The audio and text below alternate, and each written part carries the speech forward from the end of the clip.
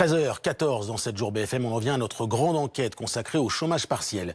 8 millions de salariés ont bénéficié de ce dispositif élargi au mois d'avril et nous avons voulu savoir s'il était toujours justifié et s'il y avait eu des dérives.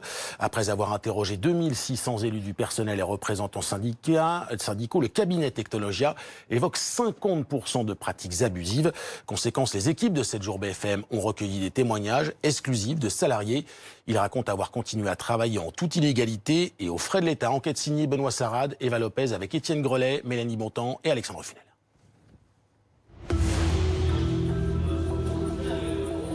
Ce témoignage peut lui faire perdre son emploi.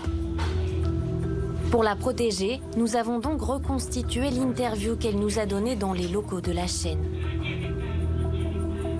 Début avril, cette salariée d'une petite société est placée au chômage partiel par son employeur. Elle raconte pourtant avoir rarement autant travaillé pour son patron. Je savais qu'il allait me donner des petites choses, mais je pensais pas qu'il allait avoir autant de choses à faire. C'était des demandes à droite à gauche, que ce soit le matin ou le soir. Il y a même eu des jours fériés, il y a même eu des week-ends. Je veux dire, plus rien n'était respecté. J'ai jamais autant travaillé depuis que j'étais au chômage partiel, oui, ça c'est sûr. Des journées à rallonge. Jusqu'à 11 heures de travail, 6 jours sur 7, aux frais de l'État. Une situation totalement illégale à laquelle elle s'est pliée pendant plus d'un mois. Tout le monde a accepté la situation. Tout le monde continue à répondre aux messages et à faire les petits travaux. Et du coup, moi, je me voyais pas du tout être la seule à dire je travaille pas, je voulais pas faire la syndicaliste. Il en a profité, il a profité de la situation, il a vu le chômage partiel, il s'est dit je peux avoir des sous en plus, j'ai une béquille sur laquelle m'appuyer, je la prends et on ferme les yeux sur tout le reste. Nous avons pu consulter sa fiche de paye prouvant qu'elle était bien au chômage partiel, ainsi que des messages explicites envoyés par son employeur. Ce dispositif exceptionnel a été mis en place en urgence par l'État pour éviter la faillite massive des entreprises. Voilà, bienvenue chez Anéo. Pierre Sinodinos a eu recours à cette aide dès le début. Il dirige une société de conseil dans le digital, aux locaux désertés depuis maintenant plus de 2 mois. Aujourd'hui, il n'y a personne. Le monde s'est quasiment arrêté quand on a confiné, à partir du 16 mars. On a très vite passé la consigne, effectivement, de ne plus venir pour les risques qu'on connaît. Quand il a vu son activité s'effondrer, le PDG a mis la moitié de ses effectifs en chômage partiel, soit 80 personnes. Une bouffée d'oxygène pour la société, touchée de plein fouet par cette crise exceptionnelle. En comparaison, mars-avril l'année dernière à cette année, on fait, je crois, un peu plus d'1,2 million de moins. Donc, très concrètement, sans chômage partiel, c'est à l'évidence des plans de licenciement et c'est à l'évidence la survie même de l'entreprise qui est en risque. Grâce à ce dispositif, Pierre Sinodinos n'a plus à payer de salaire. L'État prend le relais pour verser une indemnité à ses salariés. Ils perçoivent 84% de leurs revenus nets. Mais l'application n'a pas été simple, car certains ont arrêté totalement leur travail, d'autres en partie seulement. La personne, elle travaille le matin et à partir de 13h, elle est en activité partielle. Donc là, elle a techniquement plus le droit de répondre au téléphone ou de travailler pour l'entreprise en fait. C'est parfois pas évident parce que quand vous avez des jeunes actifs avec des outils digitaux, vous ne pouvez pas fermer le robinet. C'est-à-dire que les outils, on les a laissés à disposition des gens. Donc on passe notre temps à leur répéter « mettez à jour vos agendas ». Outlook, de manière à ce qu'on voit clairement les plages d'occupation et les plages de chômage partiel. Enfin, c'est une hygiène de vie qui est très compliquée à maintenir quand vous êtes chef d'entreprise et que vous essayez de rester du bon côté de la ligne jaune. Si lui a réussi à ne pas franchir la ligne, d'autres employeurs n'ont pas respecté les règles de cette aide publique. Ce cabinet a mené une étude en avril et mai auprès de 2600 élus du personnel et représentants syndicaux. Résultat, la moitié d'entre eux ont constaté des pratiques abusives. Certains domaines d'activité sont particulièrement touchés. Le secteur du commerce, du conseil, des sociétés informatiques sont, je dirais, souvent concernés par ces évolutions qui peuvent susciter des questions éthiques. Selon cette étude, un quart des personnes au chômage partiel à plein temps a continué à travailler à la demande de l'employeur et aux frais de l'État. C'est le cas de cette enseignante dans une école privée. Elle assurait les cours à distance pendant le confinement. Moi, j'avais 4 heures de visioconférence par jour. Il fallait produire aussi des documents pédagogiques. Il fallait répondre aux parents. Il fallait vraiment être présent, être très disponible de 7 heures du matin à... ça pouvait continuer jusqu'à 20 heures le soir. Et c'est en regardant mon bulletin de paye que je me suis rendu compte que j'étais au chômage partiel. Aucun employé de l'établissement n'a été au courant de ceci. Elle décide alors d'écrire un mail à la direction. Ce courriel précise que j'aimerais bien ne pas être contacté à toute heure du jour et de la nuit pour travailler. Dans ce courriel, je fais aussi état que malgré le fait que je sois au chômage partiel depuis la mi-mars, je ne compte pas mes heures pour l'école. L'enseignante explique avoir été depuis mise au placard. On me demande de ne plus venir travailler à l'école. Les parents, on leur demande de ne plus me contacter. Je n'ai plus les travaux des enfants. Je ne suis plus officiellement responsable sur la nouvelle feuille de route de l'école de ma classe. Je ne fais que des cours d'anglais, 1 heure par jour. Elle a signalé sa situation à l'inspection du travail, qui a ouvert un dossier pour fraude au chômage partiel et harcèlement moral. Des cas ont également été mis en avant dans un autre secteur plus étonnant, le football. Privés de matchs comme tous les clubs français, les Girondins de Bordeaux sont aujourd'hui dans la tourmente à cause d'une vidéo choc. Florian Brunet représente le principal groupe des supporters bordelais. Il a dévoilé cet enregistrement dans lequel un dirigeant explique comment le club continue à tourner. Sur les 32 personnes que j'ai aux Girondins de Bordeaux, il y en a la moitié qui ont été mis en chômage partiel total. Il y en a certains autres qui ont été invités à purger leur congé immédiatement. Je peux vous dire que tous ceux-là, ils ont continué à travailler. Même ceux qui étaient en congé, ils ont continué à travailler. Même ceux qui sont en chômage partiel, ils ont continué à travailler.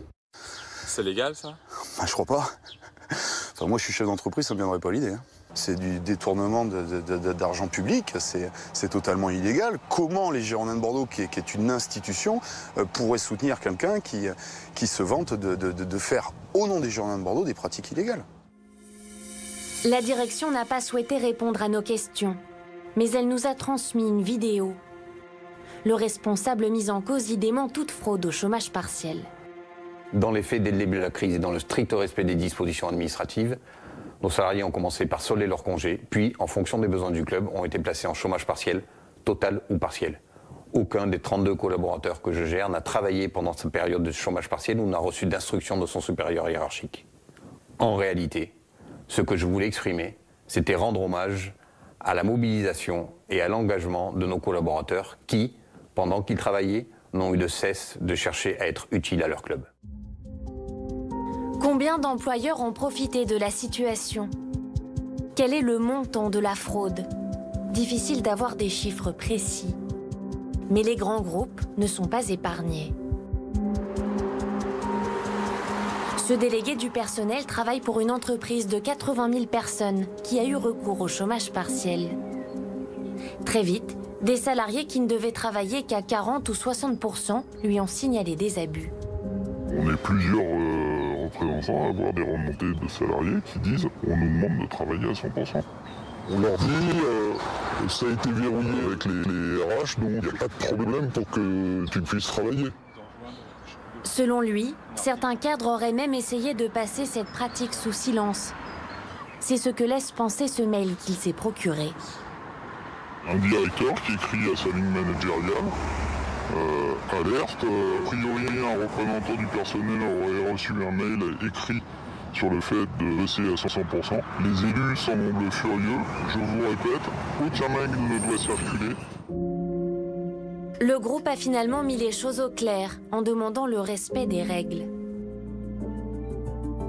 En cas de fraude avérée, les entreprises risquent jusqu'à 2 ans de prison et 30 000 € d'amende, avec une interdiction de bénéficier d'aide publique pendant 5 ans. Après avoir débloqué des fonds en urgence, le gouvernement veut désormais sanctionner les tricheurs. Il fallait le faire vite, il fallait faire confiance a priori. Maintenant, bien, on a du recul et c'est le moment du contrôle, a posteriori pour vérifier que tout a été fait selon les règles. Il ne faut pas oublier que c'est de l'argent public, c'est-à-dire l'argent des Français. Pour l'État, le coût total est estimé à 24 milliards d'euros. C'est ici, au siège de l'inspection du travail d'Île-de-France, que sont traqués les fraudeurs. Benjamin Lepercher est à la tête d'une équipe de 40 inspecteurs chargés d'éplucher les dossiers. Bonjour Philippe, ça va? Dans ce bureau, on examine la demande de chômage partiel que vient de déposer une entreprise. Que l'entreprise porte sur la prise de rendez-vous et le pose et dépose le compteur Linky. 587 salariés et elle nous demande 215 041 heures. Il faut vérifier que les demandes sont justifiées. Et on voit qu'elle n'a mis en activité partielle qu'une partie de son personnel. Ça veut dire que vraisemblablement... Ouais, c'est vraisemblablement les gens sur le terrain, quoi.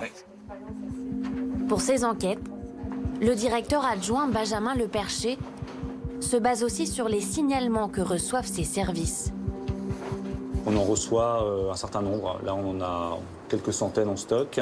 C'est un salon de beauté qui envoie des personnes à domicile, qui me dit « je vois mes collègues aller faire des travaux au domicile de clientes alors qu'elles sont payées par l'État en chômage partiel ». Donc elle décrit des faits précis et elle décrit une procédure de fraude. Donc là, elle dit « mon entreprise se fait payer en espèces ». Il veut nous montrer un cas encore plus grave. Une société de 10 salariés montée juste avant le confinement. C'est probablement des salariés qui n'existent pas, tout simplement. Donc on a une entreprise qui a un nom d'une personne, avec 10 salariés, bien payés en plus, qui a été créée le 24 février. C'est probablement une société qui n'existe pas. Donc celle-là, on l'a rappelé, il a disparu, il n'a pas fait de demande. Donc on l'a arrêté avant de le payer, celui-là. Mais comment contrôler toutes les demandes? Rien qu'en Île-de-France, 280 000 sociétés ont eu recours à l'activité partielle. L'inspection du travail a donc décidé de recruter en urgence 60 vacataires. Donc on arrive dans la salle où on accueille les vacataires pour les former à l'activité partielle. Donc ça va être un nombre d'heures important et il y a pas mal d'entreprises qui n'ont pas forcément compris ça. On recrute des personnes qui ont une connaissance en RH et en comptabilité pour pouvoir faire comprendre des fiches de paye, recroiser les informations financières et puis des personnes qui ont un peu de jugeote pour pouvoir estimer si on est sur quelqu'un de bonne foi, sur quelqu'un qui fraude, etc. Ces personnes qui se trouvaient au chômage sont embauchées en CDD jusqu'en décembre. Le dispositif d'activité partielle sera lui progressivement réduit à partir du 1er juin.